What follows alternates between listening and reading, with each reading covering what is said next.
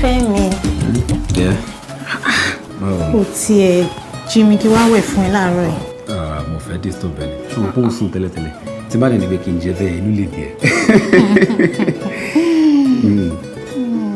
Baby mi, ṣòro èmi ti ń lọ síbi iṣẹ́ báyìí. Mi ò lè ní fẹ́ dé kí n bá wà láàrin. Kò lè sí wàhálà kankan náà. Oh, better. So we'll try as much as possible. Go have more daddy. If I could go allow. I miss you. You miss already. Ṣé mo máa rí tí díẹ̀ kí tó lọ? Of course, yes. Bá mi arrange. Mo ń bọ̀ on dancing.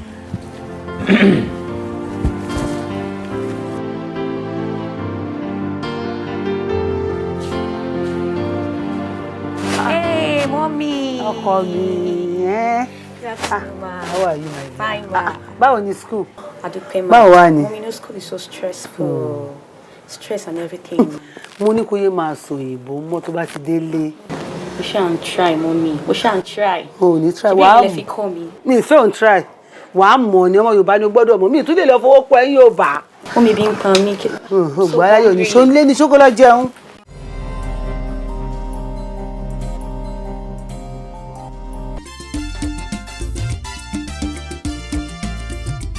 Yeah, what's that? Come in, the door is open.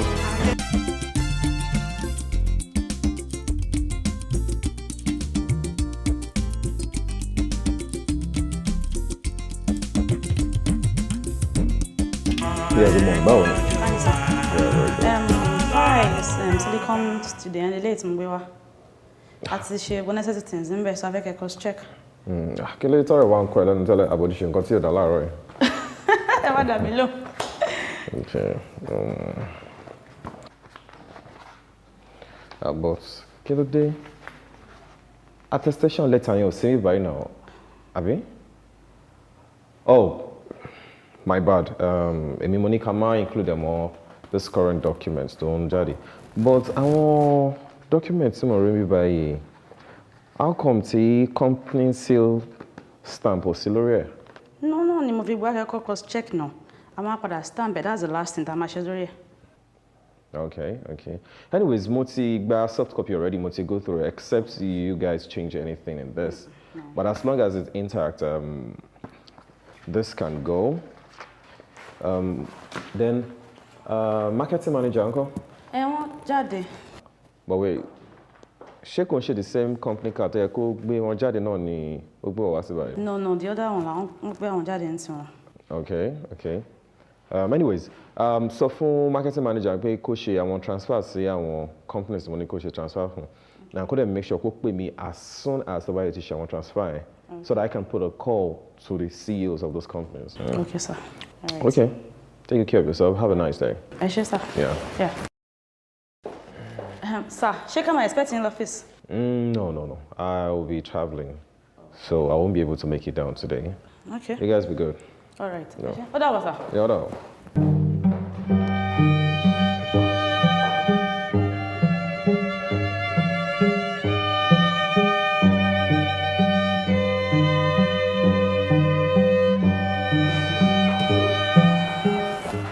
Bó ṣe máa jẹ́ ni. Daddy. Olasunkun. Good morning, sir. Good morning. Yes, sir. How was your night? I bless God, sir. And yes. Yeah, lovely.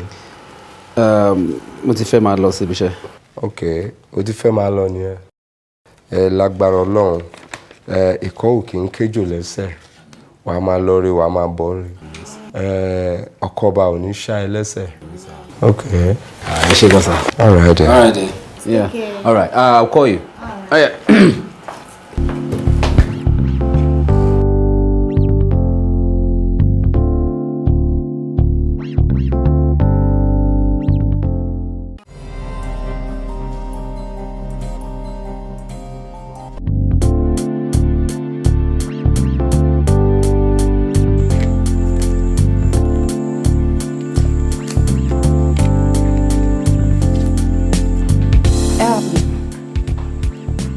Hello.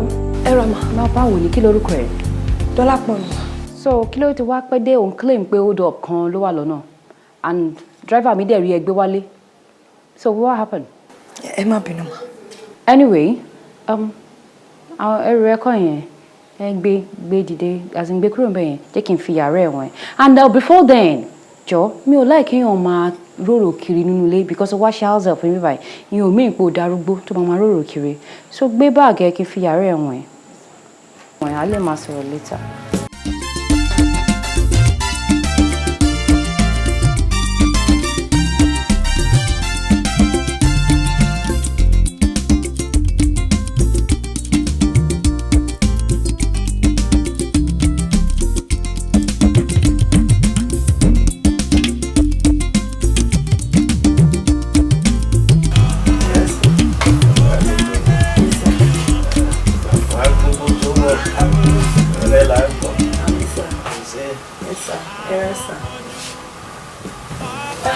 Ẹ máa ń pè fún.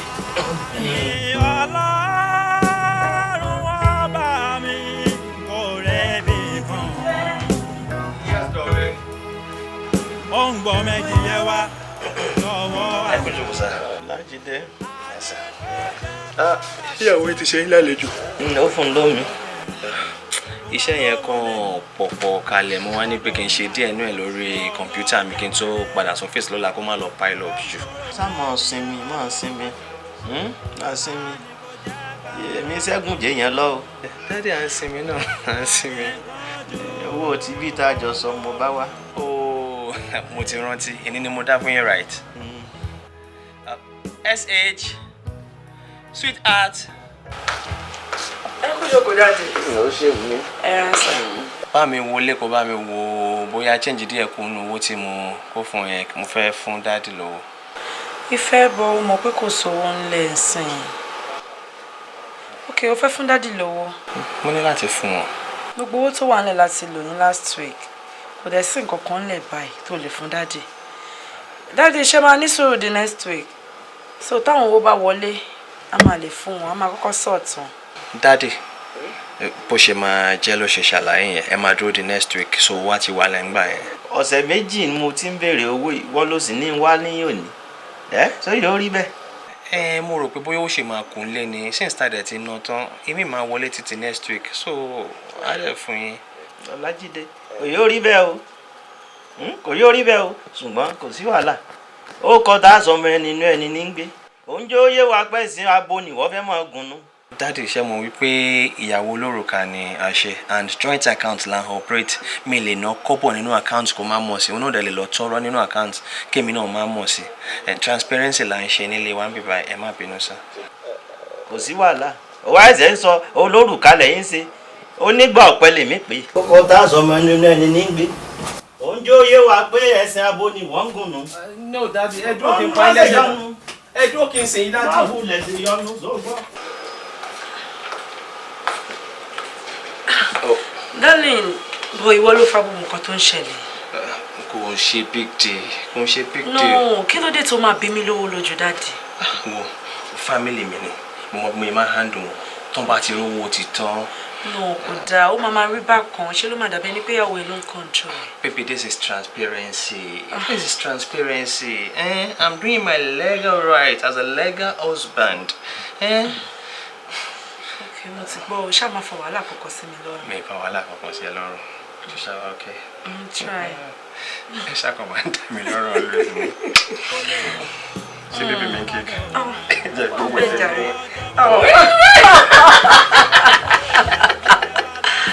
Oh my God.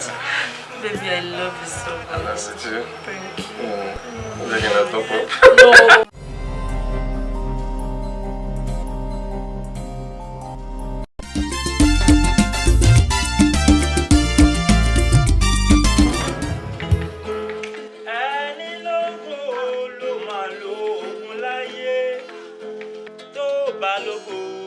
Ayé ò ní rí ti ẹrù àkókò yẹn ò lè dúró kó lógo kó má kú tógótógó ṣẹ́rí ìgbà mẹ́ta ṣóhun ní ìgbà ẹ̀dá ìgbà òwúrọ̀ ìgbà ọ̀sán àti ìgbà alẹ́ àdúrà wa sọ́lọ́run lókè kálẹ̀ sanwájú òwúrọ̀ lọ afẹ́ lòmíràn ní nígbà òwúrọ̀ pé kó fi lọ́rọ̀ kó tún fi bímọ kó tún fowó ra ọkọ̀ kó tún fà á lé lọ ṣe wá rí bí tí mo bẹ̀rù wáyé sí wọ́n sì ṣògo rẹ̀ rọ àmọ́ èmi tèmi má débi ọlá bàbá má débi ọlá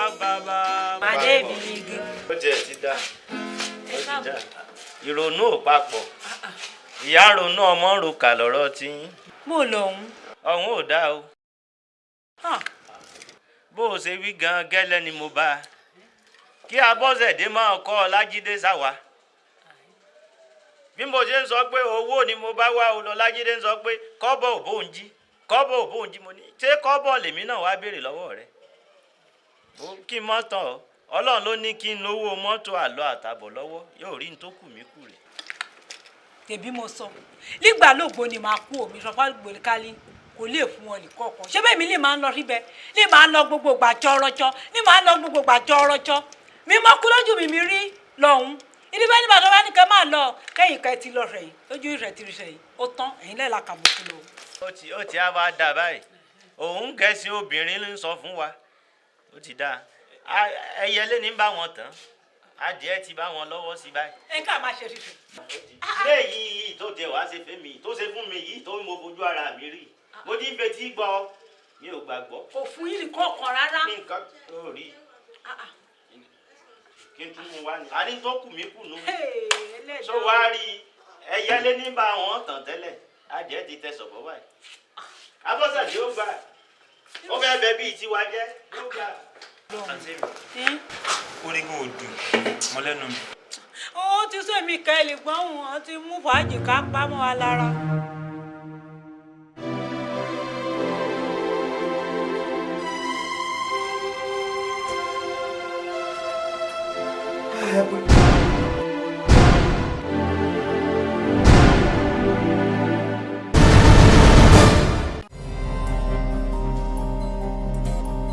Súnkànmí tó bá jẹ́ wípé èmi ni mo dáṣẹ́ ẹ̀ ìyàwó ẹ̀ ó gbọ́dọ̀ kúrò nílé ilé ni. Daddy bóyá ó máa kúrò nínú ilé àbí kò ní kúrò nínú ilé. No wípé kò ní kúrò yẹn gbàgbé ẹ̀ kò sí nǹkan tó jọ ó gbọ́dọ̀ kúrò nílé lẹ́ni. Alright, accepted ó máa kúrò nínú ilé ni. But Daddy kó tó di kó kúrò I want you to explain what just happened here to me. No. She must leave today. Daddy, I am not saying she's not going to leave, but you have to explain what happened to me. I'm saying she must leave today. Daddy, you know I hate shouting at you like this. You have just done that. You have just done that. She must leave this house today. Ó gbọ́dọ̀ kúrò.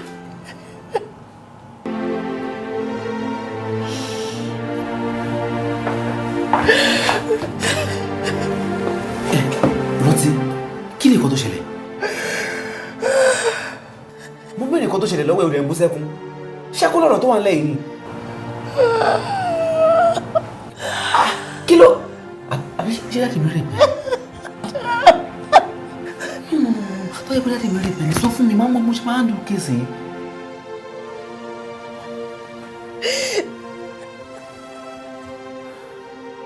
Bébí fẹ́ yà lẹ́nu rẹ̀.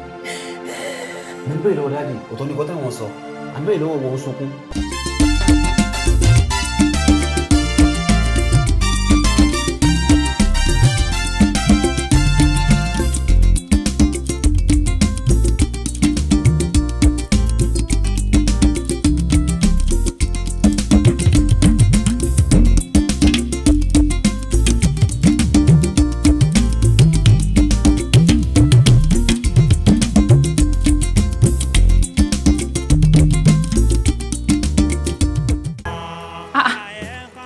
Ìjókòó ló wà ní. Ẹ gbà mí, kí ló ń ṣe nílé iná? Mo ti tún lè ṣe látàárọ̀ mo kàn ní kí n ká ní. Ó dàbí pé ṣẹ́yìn ò kò kẹ́ ẹ lára. Ojókòó tó yẹ kó clean. Ṣé o rí pé bí ẹ wà dusty ni ojókòó sílẹ̀? Doing what? Mi ò like kí o máa lazy around kiri nílé. Imagine gbogbo tó yẹ kó ṣe kó tó stable.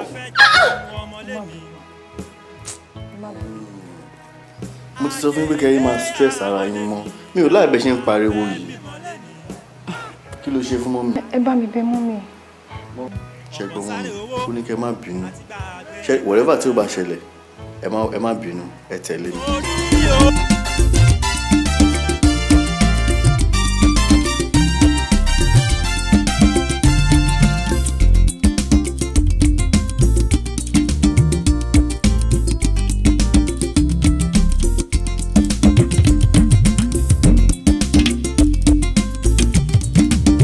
Àníkẹ́.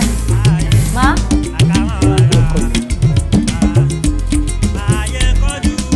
Mọ́mí ṣe ti ń lọ. Mo ti ń lọ kí ni tètè dé. Ìjọ tí yóò ti béèrè mi kó sọ fún wọn pé mi ní pẹ́ dé. Okay ma. Owó yẹn ni mo ní kí n lọ gbà kọ́lọ́run jẹ́ kó bọ́ sí i. All right ma. All right ma. Ó da ọkọ mi. Tètè ṣe kí ni ẹ̀jẹ̀ àpò owó àbò.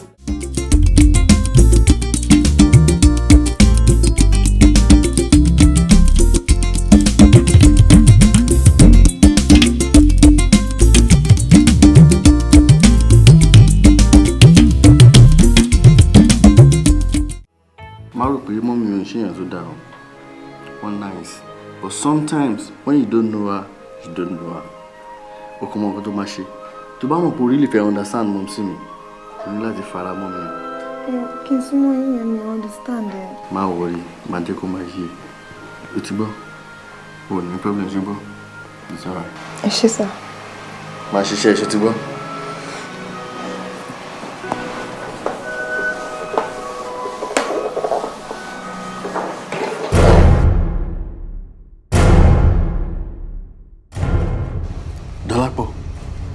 Dọ́lápọ̀, mo ti lọ mú skudava tó bá sílẹ̀kùn máa jálẹ̀kùn. Dọ́lápọ̀, mo mọ̀ pé ó ti sùn mò ń gbọ́ mo ṣe ń mí o ò fẹ́ dáhùn àbí. Dọ́lápọ̀, at the count of 5 tó bá sílẹ̀kùn máa jálẹ̀kùn wọlé o. Dọ́lápọ̀. Dọ́lápọ̀. 1, 2, 3, 4. Tó ṣe fún yín? Kí ni mo ṣe fún yín? Mi ò lè jókòó, mi ò lè rìn, mi ò mọ nǹkan tí mo ṣe fún yín. Ó ṣe nǹkan kan fún mi. Ẹ̀kọ́ tèmi kàn mọ̀ ni wípé àsunkún rojọ́ ilé ló ń tú. You cannot destroy my home. Because ilé ọmọ mi, ilé mi náà ni. Ilé ọkọ tèmi lèmi náà wà. Ilé ọkọ mi ni mo wà. Ta ló ni Ọlásùnkànmí? Ṣé wọ ni àbẹ́ mi? Ọlásùnkànmí is my son. Ọlásùnkànmí is my husband. You have no claim to him. You have no claim over him. Ọlásùnkànmí is my son. Ọmọ tèmi ni. Ọkọ mi ni Súnkànmí, ó fẹ́ mi adẹ̀ nífẹ̀ẹ́ ara wa. Daddy ẹ. Ṣé bẹ́ẹ̀ni èmi lèmi fọwọ́ sí tí Súnkànmí fi lè fẹ́ mi ní kò rọgbọ mọ́. Ìbágbé yín papọ̀ ò rọgbọ mọ́. Daddy kò lè work. Mo wá jókòó ni, mo nífẹ̀ẹ́ ọkọ mi, mo wá jókòó ni kò síbi tí mo lọ. Ta ló gúnyán fún ẹ tó ní tọbẹ̀ òṣòro? Ta ló ń kí ẹ láyà tó òun bá mi sọ̀rọ̀, òun bá mi lérí? Daddy kì í ṣe bẹ́ẹ̀, mo kàn ń try láti sọ fún yín pé ilé ọkọ mi ni mo wà, ẹ̀ẹ́dẹ̀ lè lé mi síta. My son's house. My husband's house, Daddy. You dare me? You talk to me? Mi rí i pé ò fẹ́ gbọ́ràn. Ó ń sọ pé Súnkànmí tòun ni títí ẹ. Báwo?